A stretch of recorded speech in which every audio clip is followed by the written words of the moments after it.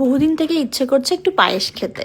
আমার মাঝে মধ্যে মিষ্টি ক্রেভিংস হয়, সব সময় বাইরে থেকে কিনে আনি না, মাঝে মধ্যে বাড়িতেও নানান ধরনের মিষ্টি পায়েস এসব বানিয়ে ফেলি।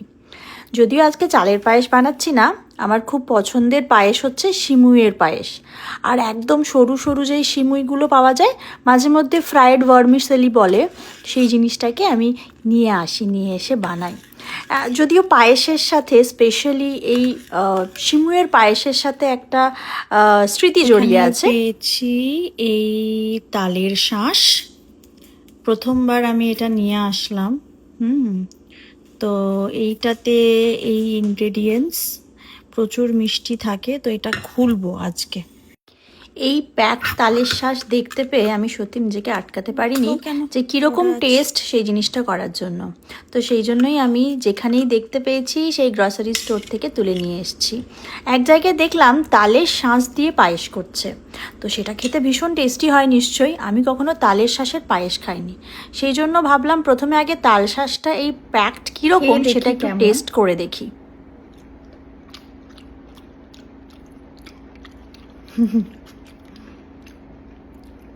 মিষ্টি দেওয়া আছে, ওখানকার মতো স্বাদ তো নেই। যাই হোক, এটা দিয়ে ভাবছি পায়েস বানাবো। এই সুগার যে সিরাপটার মধ্যে আছে সেটা আগে ভালো করে ক্লিন করব। এইটাতে আমি একটু সিমুই দিয়েছি, অল্প সিমুই ছিল ঘন করে।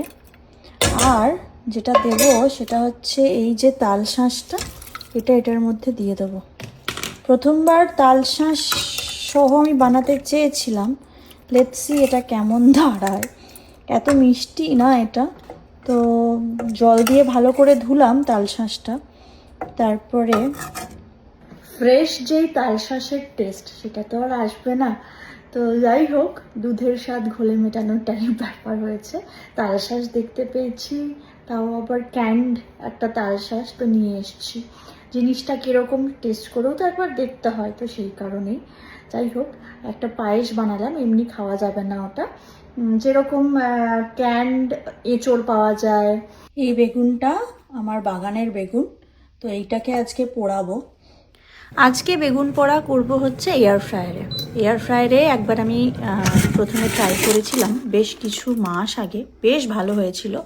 তো এইবার 2-3টে বেগুন, সাথে একটু গার্লিক মানে রসুন, লঙ্কা সব কিছু একসাথে পুড়িয়ে আজকে মাখবো। আর শুধু বেগুন নয়, এয়ার ফ্রায়ারে আজকে টমেটো পোড়াবো। কিছুদিন আগে তুলে রাখা বেগুনটা দিয়ে বেগুন পোড়া বানাচ্ছি। বাইরেটায় এলাম, দেখছি ও মা, আরও একটা বেগুন বড় হয়েছে, সাথে আরও 3টে ছোট ছোট বেগুন হয়েছে, চেরি টমেটো হয়েছে। এই যে প্রতিদিনই আমি বাগানে আসি এখন, কারণ আস্তে আস্তে এইবারে ঠান্ডা পড়ছে। এখানে পুঁই শাকগুলো কিছুদিন আগে লাগিয়েছি এপাশে, তো আস্তে আস্তে বাড়ছে। যেই বেগুনটার কথা বলছি সেটা হচ্ছে এই বেগুনটা। বাবা, এটা বিশাল বড় হয়েছে। ওইদিকে আরও একটা, ওইদিকে হচ্ছে, এই পাশে আরও একটা হচ্ছে, অনেকগুলো বেগুন ধরেছে। আর এইখানে আরেকটা হচ্ছে, কোথায় গেল, এই যে তো এইখানে আছে। আর এখানে একটা টমেটো দেখতে পাচ্ছি, এইবারে রোমা টমেটোটা আমি লাগিয়েছিলাম, তো সেইটা হয়েছে। এই যেটা টমেটো যখন তুললাম, কয়েকটা লঙ্কাও তুলে নিই। 1 2, লালগুলোই তুলবো। আর লাল আছে, হ্যাঁ এইখানে একটা ধরে আছে।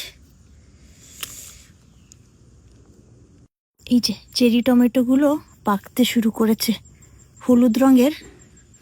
এইখানে এক গুচ্ছ হয়েছে, এগুলো হাত দিলেই পড়ে যাচ্ছে আর কি। বেগুন গাছটা এপাশ দিয়ে দেখাই, এই যে কতগুলো, 1 2, নিচে একটা বিশাল বড় বেগুন হয়েছে। এই যে এই দেখো, এইখানে বেগুনটা, এটা হাফ বেগুন ছিল, হ্যাঁ এটাও বেশ ভালো পুড়েছে। আমি আস্তে আস্তে নামাই। এইটা টমেটোগুলো দিয়েছিলাম মাঝখানে, আর এইটা আমার গাছের বেগুনটা, দেখি এটার কি অবস্থা। নামাই ভালো করে। বেগুন পোড়াটা করে রাখলাম, কালকে অফিস নিয়ে যেতে সুবিধা হবে। বেগুন পোড়া সাথে রুটি বা পরোটা কিছু একটা করে নেওয়া যাবে। আজকে যদি আমরা ডিনারে স্যান্ডউইচ খাবো আর সেটা বুবুনি বানাবে, একটু আগে থেকে প্রিপেয়ার করেই রাখতে হয় সব কিছু। সেই আমি অফিসের পরে একটুখানি ওয়্যাক্সিং করতে এসেছিলাম, মানে থ্রেডিং আর কি।